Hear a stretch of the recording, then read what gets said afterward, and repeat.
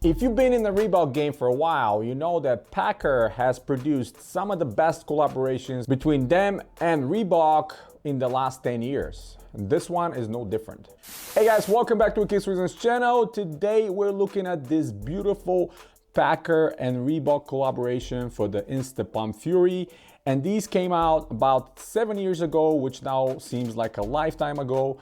And I always wanted to get me a pair. I missed it back in the day and I finally chased one down in a completely DS state from eBay. Grab these with a quickness because these are some of the nicest Instapump Furies that were made at the time, and I think still today, because all the material on these ones are high quality, genuine materials. Of course, minus the Exo Pump bladder.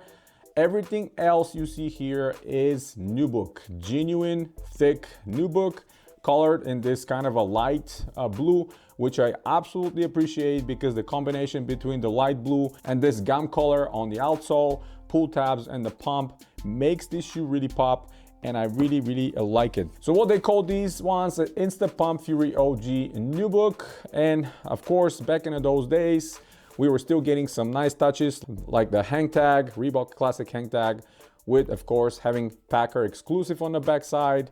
We were getting the super nice thick polyurethane insoles that we're no longer seeing anymore, but these were put on the Instapump Fury. They were put on the Question, on a ton of other shoes. Most memorably the Question, a lot of you guys are missing it, including myself, but I know the comfort is great.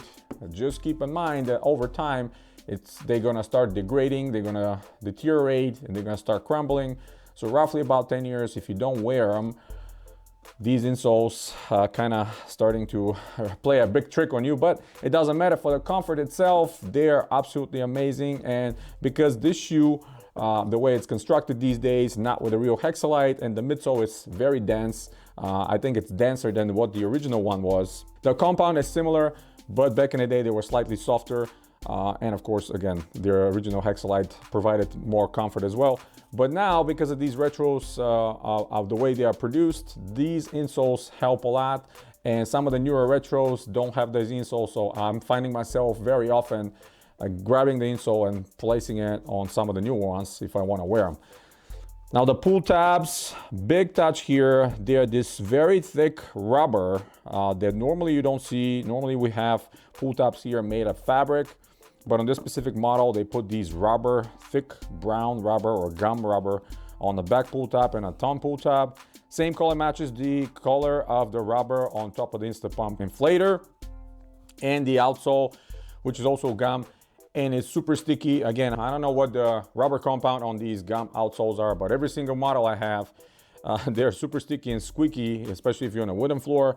But if you go outside, like a concrete and stuff, they're gripping like crazy. Being all nubuck pair, of course, gives you all that premium feeling. In the inner liner is fabric, but matches the color perfectly. They're super comfortable. Just be aware not to put these on your feet when it's wet outside, when it's raining. Nubuck tends to get damaged when you are wearing them on the outside when it's wet. So these are kind of strictly dry weather shoes. Of course, it can be very cold, doesn't matter, you can wear them. Nubuck is still genuine leather, so it's going to provide instant comfort and kind of warmth for your feet. But keep in mind, don't do it in conditions when they're wet. Of course, we have a genuine graphite, or how the Reebok is just calling it now, carbon fiber. I'm not sure what happened to the branding and the graphite branding in general. Maybe the patent expired, and I'm not sure what the story is. I have tried to find out for many years, and I still have not. Why they're not using their own branding, the graphite, but it's still carbon fiber. It's not plastic, and I really appreciate that because so we have some models that are not done this way. You remember the history. So both pumps are pumping, both are inflating and deflating. That was very common with the Instapump Fury, and I think still even the retros today, these are some of the nicest ones. I'm not sure who is actually the producer of these bladders for Reebok, but whoever is making them, they're making them almost like the original one, of course, minus the deflator, because back in the day it was Insta. You could use the CO2 cartridge to insta inflate them from here. You can't do this on these, but they're pumping, they're providing the necessary grip, they're providing the necessary fit, comfort for your foot. This is the major thing about the Instapump Fury, designed by the one and only Mr. Stephen F. Smith. And the ExoPump system was meant to replace the laces and provide that extra fit on your foot when you put them on, pumped where you want, so they are tight enough for you to wear. And these were performance runners back in the day. They're one of the lightest shoes out there. A lot of people actually use them to running.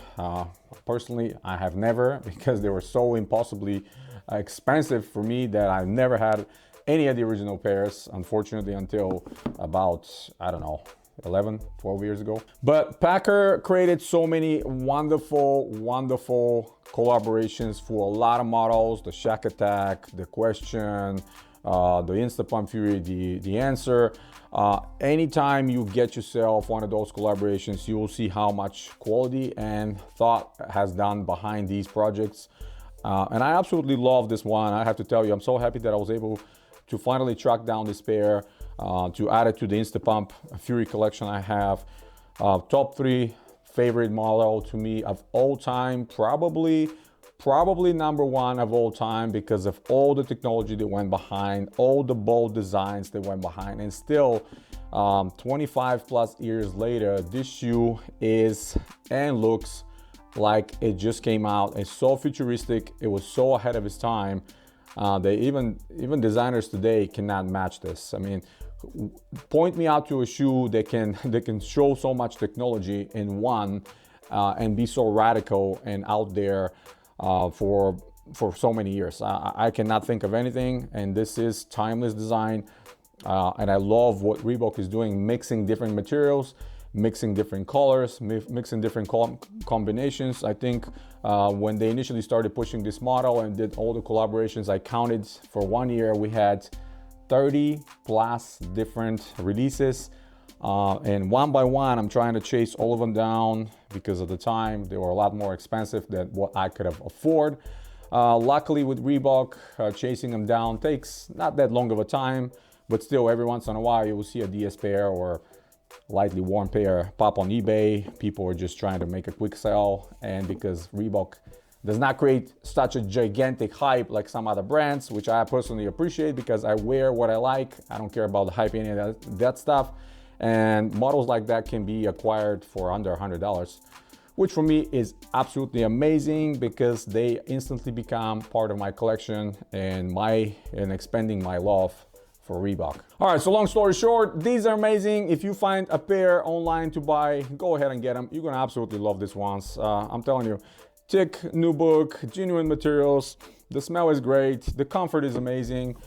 This is a shoe that is so limited, you're probably never gonna see another release of it. So this becomes instant classic. And if you're collecting Reebok, and if you're a Reebok admirer like myself, collaborations like that are a must. That's pretty much it, guys. Hit the thumbs up if you like the video, stay tuned to the channel, subscribe if you're new. There are a lot more videos coming very, very soon. And as always, guys, you have a wonderful day.